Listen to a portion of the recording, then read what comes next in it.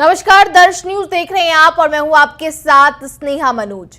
बिहार विधानसभा के चुनावी साल में कांग्रेस तरह तरह के दावे आजमाने में लगी हुई है और कांग्रेस ड्राइविंग सीट या फ्रंट फुट पर राजनीति करने को बेताब है और यही कारण है कि कांग्रेस राजद से अलग तमाम तरीके की कोशिश में जुटी हुई है। इसी कड़ी में कांग्रेस ने पटना में विधायकों की एक बड़ी बैठक बुलाई और इस बैठक में कांग्रेस विधायकों को तमाम तरीके के टास्क देने की भी बात कही गई, लेकिन कांग्रेस द्वारा अपने विधायकों को टास्क देने का मामला सत्ता पक्ष के लिए एक बड़ा मुद्दा बन गया है।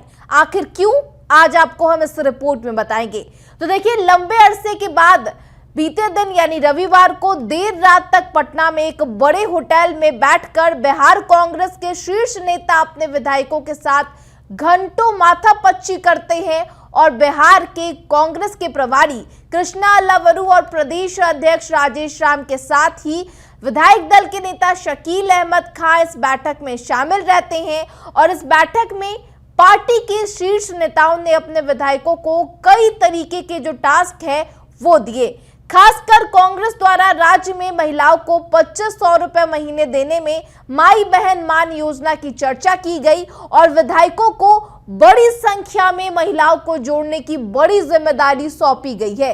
इसके साथ ही तमाम विधायकों के उनके क्षेत्र के विकास कार्य के 4.5 साल के आकलन को लेकर के बात किया गया। साथ ही विधायकों को बड़ी जिम्मेदारी सौंपी गई है कि किस तरीके से अपने क्षेत्र में मजबूती से दावेदारी को पेश करना है। लेकिन देखिए, विधायकों पर एतवार करने वाले कांग्रेस आला कमान के फैसले पर सत्तारूढ़ी दल सवाल खड़ा करते हुए नजर आ रहे हैं और दरअसल ज्यादा दिन नहीं बीते, आपको याद दिला दे कि कांग्रेस के राष्ट्रीय अध्यक्ष मल्लिकार्जुन के बिहार दौरे को लेकर के एक बार फिर सत्तारूढ़ी दल के तरफ से तमाम तरीके के जो सवाल है वो खड़ा करते हुए नजर आ रहे हैं। आपको बता दें कि बक्सर में राष्ट्रीय अध्यक्ष मल्लिकार्जुन के बिहार दौरे के दौरान एक जनसभा का आयोजन किया गया था, लेकिन इस आयोजन में खाली कुर्सियों को लेकर के जो बवाल है वो देखने को मिला और ऐसे में सत्तारूढ़ी दल की तरफ से तमाम तरीके की जो आलोचना है वो देखने को मिलती है और ऐसे में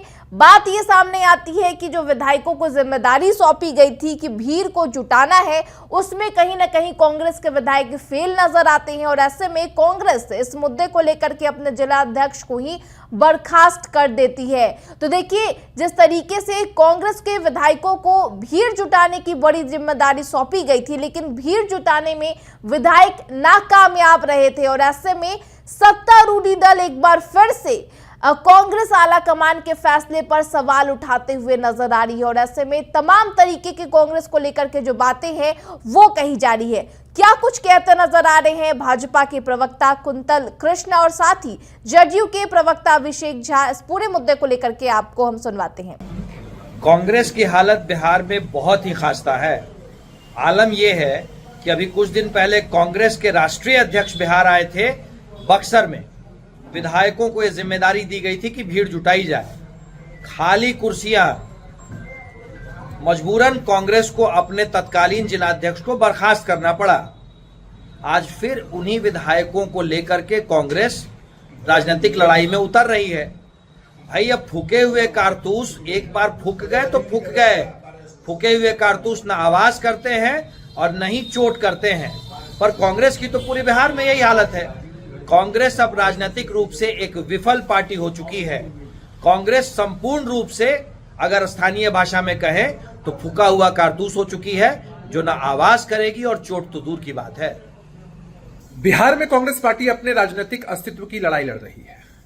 अलग अलग एक्सपेरिमेंट्स किए जा रहे हैं। हमें लगता है कि इस बार कांग्रेस पार्टी चुनावी मैदान में हमें टक्कर देने के लिए नहीं, बल्कि राष्ट्रीय जनता दल को डैमेज करने के लिए है। अंदर से खोखली पार्टी है कांग्रेस और किसी को कोई भी टास्क दे दिया जाए उससे कोई फर्क नहीं पड़ता है।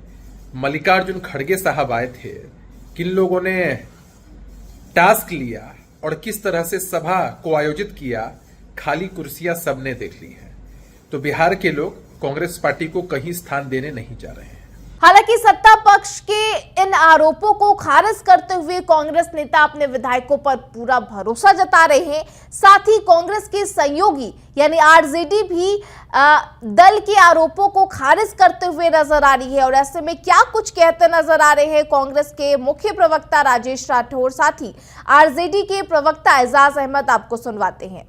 4 घंटे चली लंबी बैठक में कई महत्वपूर्ण निर्णय लिए गए। कई निर्णय तो ऐसे हैं जो समय पे सार्वजनिक किया जाएगा, लेकिन जो प्रमुख बातें हैं कि जो हर घर झंडा, चौपाल का कार्यक्रम, माय बहन मान योजना के तहत जो कांग्रेसी क्षेत्र में जा रहे हैं उसकी खूब सराहना की गई और उस पे चुनाव तक भरपूर बल देने की बात कही गई।